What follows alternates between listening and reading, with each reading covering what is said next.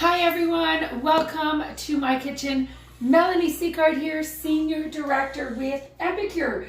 So I wanted to hop online and come here and share my passion of good food made real fast, 20 minutes or less.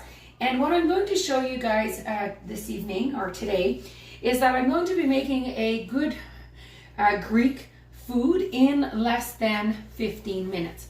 So we're going to get jumping right away, and you're going to see me talking about my favorite spices and some of our most popular cookware. So what I've got here in my actual glass bowl is some cut up potatoes that I wedged, and I'm going to be adding some simple, a little bit of olive oil, and I'm going to be tossing it up with Epicure's SPG. So you're going to notice we have different blends, and this is one of my actual favorites. It stands for salt, pepper, garlic. It's kind of a spice that you put everywhere, from pasta to vegetables to rice to a protein. It's really great for chicken wings, for those that like chicken wings, but it's also great for some tofu. So we just toss it up. I'm going to use my quarter sheet pan, which I absolutely love, just the perfect size. And we're going to be putting this in the oven at 400 for about 12 minutes. So in the oven it goes now. Though if you wanted to do a bigger quantity, you could certainly be using Epicure's regular sheet pan, but the quarter sheet pans, they come in a set of two. Absolutely love it. Love the liners that come that you can purchase. It's a no fuss with the messing when you have some juice that leaks on or what have you, and it's great to make like frozen bark. It's great to make sheet pan dinners where you put your protein of choice with your veggies. Super easy. So we're going to now go right into making the chicken. So this evening for dinner, my children wanted pizza. I'm not into the pizza tonight. So I decided to pick up my amazing steamer and cut up a chicken breast for myself, where I'm going to be making a chicken souvlaki. So what you've got here in my steamer is a chicken breast that I cut up. And what I'm going to be adding is I'm going to be using another one of our little seasoning jars, and I'm going to be adding a teaspoon of this souvlaki. So I love this little 4-in-1 spoon, tablespoon, teaspoon, half a teaspoon, and a quarter of a teaspoon. There's a little line here at the bottom, but we're simply going to be adding here a teaspoon of the souvlaki spice, which is one of my absolute favorites. It's great to add to soups as well. So I just thought I'd share that little tidbit if you wanted a Mediterranean kind of flavor. So we're just going to stir the chicken up. As you can see, there's no water, there's no nothing in here. And I'm going to put it in the microwave for about 2 minutes, because halfway through cooking, I'm going to be adding some onion, and I'm going to be adding a little bit of pepper because I want to keep the crunch. I don't want it to get all wilted.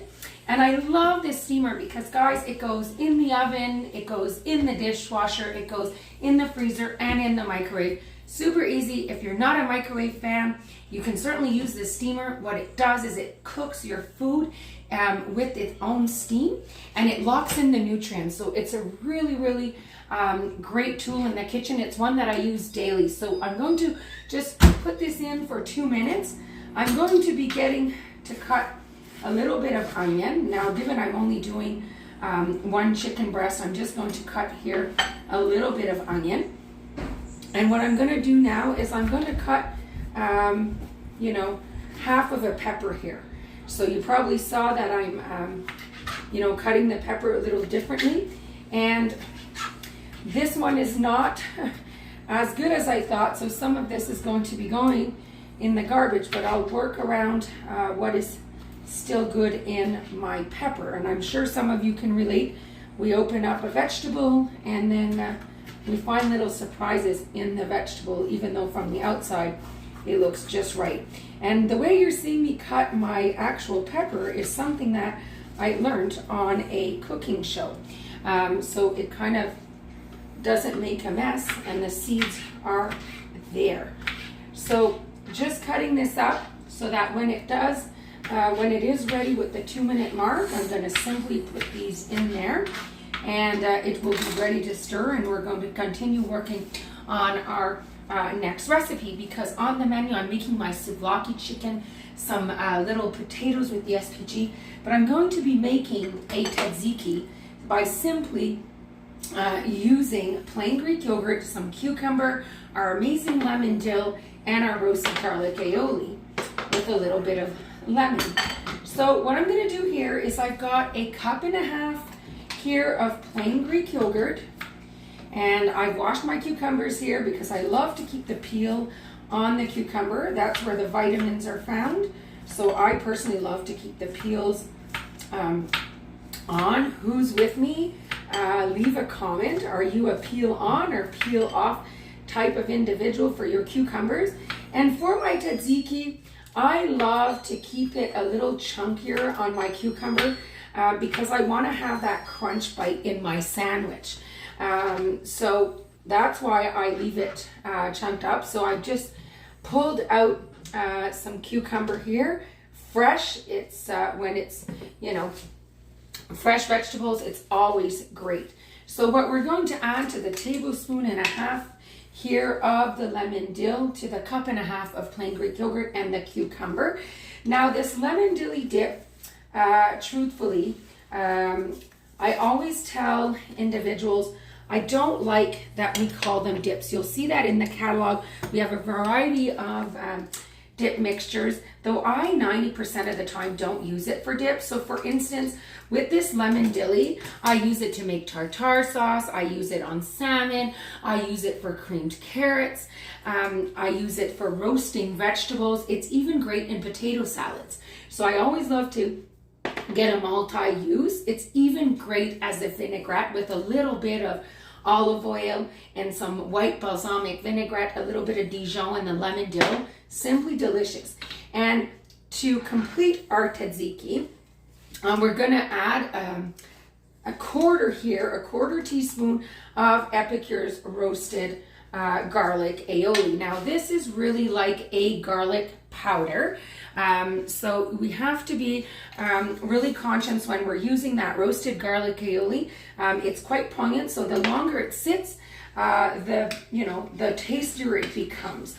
So we're just going to mix my tzatziki here, and when it's going to be ready to eat in 5 or 6 minutes, we're going to be enjoying an amazing tzatziki, and it's going to be even better tomorrow as it sat a little longer. So it's great for tonight, but if there's any leftover, it will be amazing tomorrow as well. So as you can see, tzatziki is done, and I'm simply now going to pop open my steamer here. Make sure that when you put your lid on your steamer, that the 3 ventilation holes are facing forward away from the handles to avoid a 3rd-degree burn.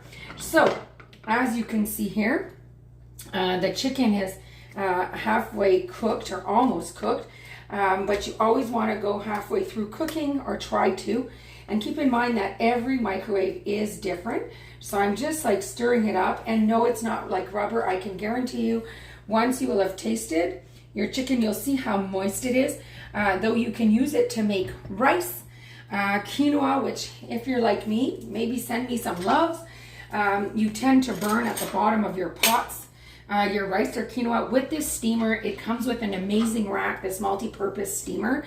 You can put your water and your rice or quinoa as per directed on the side of the bottle, and what's going to happen with this is that it's actually going to make your rice, and you don't have to worry about it. You stick it in the microwave. For my family of 6, it takes about 12 minutes, 12 to 15 minutes, and I've got a full container of basmati rice or regular rice or quinoa, and it's great for the week. But it's an amazing addition too for popcorn. If you're a popcorn fan, 3/4 cups of kernels with a little bit of butter or no butter, and it's anywhere from 5 to 8 minutes in the microwave, and you've got that done.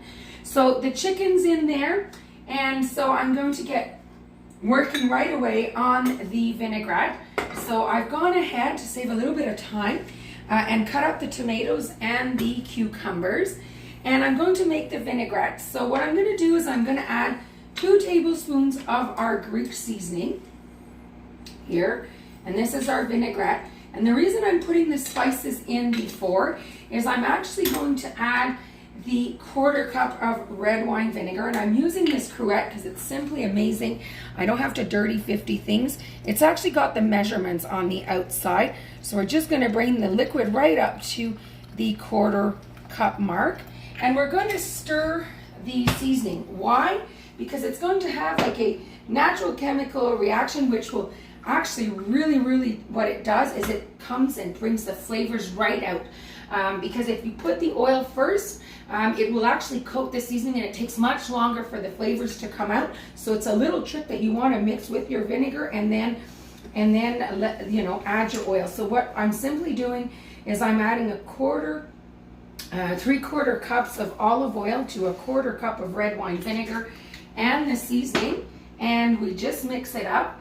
And my vinaigrette is ready. Now, super easy with that. If you want to make it creamy, all you need to do is add some plain Greek yogurt for a healthy version, or you can add some mayonnaise, and then you would have a salad, a creamy Greek salad. Now, really good too for pasta salads. If you like pasta salads, it's amazing, and it's also great as a marinade for chicken or for a Greek stir fry. So I thought I would kind of bring that up, and I'm going to toss a little bit of feta cheese here on my salad with my dressing. And my chicken is now cooked after less than 4 minutes, which I'll show you in a second, but I'm going to finish off my little recipe with Epicure's roasted garlic aioli. Now, what I have in our 1 cup prep bowl here is 3/4 cups of mayo. I'm going to be adding a simple teaspoon to the mayonnaise. Now, will tell you that every jar or package has a recipe or 2 located on the side of the jar.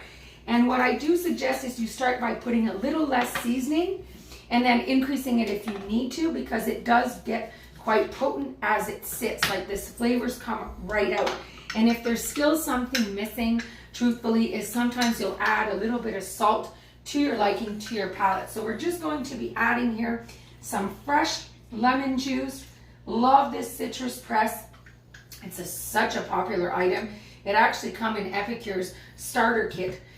But it's a #1 over the customers, and it's a #1 over the hostesses. So if your list is getting longer or you want a few things, you might want to consider hosting a class. But as you can see, the seeds are actually being held, and you want to make sure that whatever you're using, the pulp is facing down, so you don't give yourself an acid facelift. Now, there's 2 portions here, lime and lemon. Okay, so really great. So we're just going to be mixing here my garlic aioli sauce. So this is really like a garlic sauce, guys. It's great for potatoes. That's what I'm going to be using it for. It's great in salads. It's great as a panini sandwich on the inside. It's great for raclettes and fondues. And it's even great on hamburgers, right? And what's nice with this roasted garlic aioli is you'll also notice we also have a chipotle aioli. So it's a hint of chipotle. It's actually chipotle with a hint of garlic. So it gives you like a really great for yam fries. Great for sandwiches, and if you like spicy.